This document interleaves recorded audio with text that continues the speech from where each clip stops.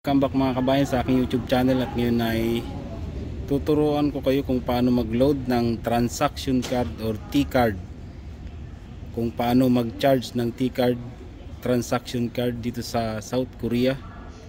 Ang una natin gagawin ay ilagay natin yung card natin dito, kulay pula.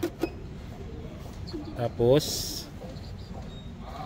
sa taas may mga nakalagay magkano na lang ang load ng card ko, 1.5. Pindutin lang natin tong kung magkano yung load, 10,000 won. Tapos dito na yung lagayan sa baba, lagay lang natin dito yung 10,000 won. Tapos yan na, naglo-load na. Yan, lagay lang resibo. Yan na, lumabas na. Ito na. Okay, ganun lang kadali. Tapos kuhanin na natin to.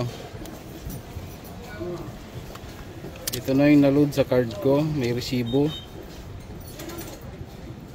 Ayan. Naging 11,000 won na. Okay, ganun lang kadali.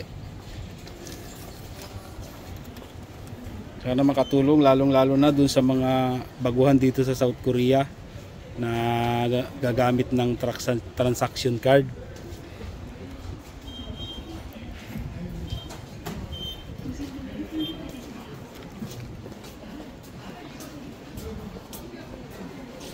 Tap lang dito.